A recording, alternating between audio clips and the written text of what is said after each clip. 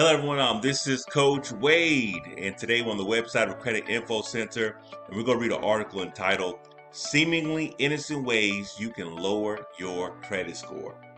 Now, credit repair information and credit repair misinformation are available on the internet, and even more bad advice can be had when listening to friends and family. One person says to do this, and then another says to do that, when in actuality, you really have to look at your own situation to determine what credit repair tactics will work for you. There may be some financial moves you have made or are going to make that at first glance may seem harmless. In the long run, can really do a number on your credit.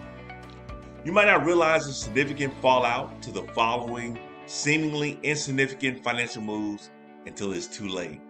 This article is meant to set the record straight and try to steer you in the right direction when it comes to repairing your credit. Here, we touch on 5 of the most common mistakes people make when fixing their credit, which leads to lowering their credit score.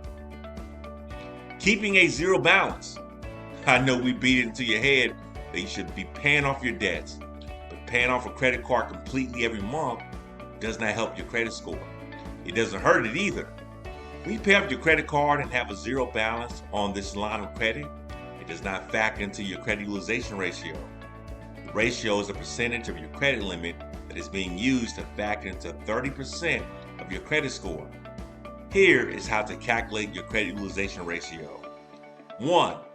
Locate your credit balance and credit limit on your last billing statement. 2. Divide the credit card balance by the credit card limit. 3.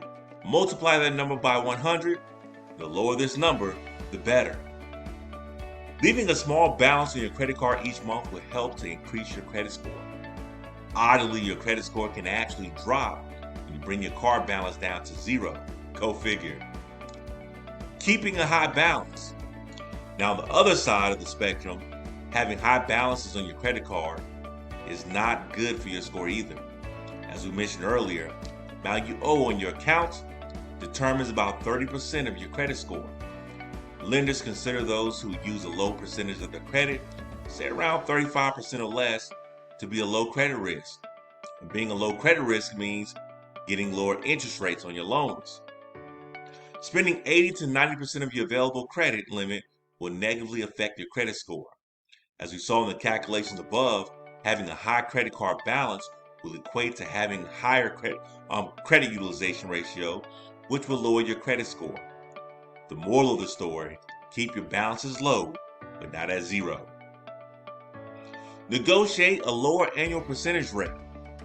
Negotiating a lower annual percentage rate on your credit card may seem like a smart move for cutting expenses and boosting your savings account. But when you do, ensure that your creditor doesn't reduce your credit limit. If that happens, it could affect your credit utilization ratio and lead to a drop in points. Closing a credit card account. If you scrimped and struggled to pay off a credit card, your initial reaction may be to cut up the plastic and close the account. Resist the urge. Various factors are taken into account when calculating your credit worthiness, and 15% of your score is determined by the length of your credit history. By closing an account, especially an older one, you shorten your credit history. The more established accounts you have, the higher your credit score. Credit card companies also look at how much of your available credit you're using. An example, your credit card utilization rate. As we mentioned before, they like to see 35% or less of your credit to use at any one time. Paying off a credit card and leaving it open improves your utilization score, but closing it could do just the opposite. Applying for new credit. We're not saying to never apply for new credit. Just make sure to do so very gingerly.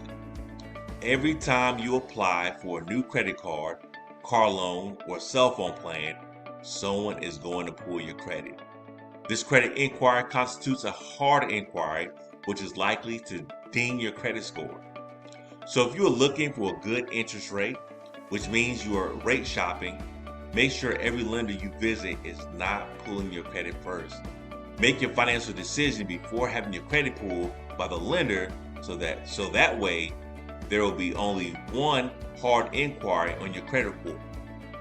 It may seem like maintaining a good credit score is hopeless, but there are ideals you can strive for to achieve a good credit rating. Naturally, some of the above-mentioned transactions are easier to avoid than others. By knowing the threat they pose to your credit, you can better understand when these moves really make sense. To sum it up, the ideal number of loans or credit lines open is 6 to 21. The ideal number of credit inquiries is 0 to 3 in the last 6 months. When shopping for the best interest rates, have the lender do a soft pull of your credit. A 5+ year credit history is ideal. The longer the credit line is open, the better. 5 to 85% credit line utilization is ideal. Again, you don't want the balance to be 0, nor do you want to have your credit card maxed out. Keeping these 5 common mistakes in mind while you are repairing your credit will save you lots of anguish down the road. There's nothing more frustrating than thinking you're doing the right thing when in actuality it is hurting your credit score.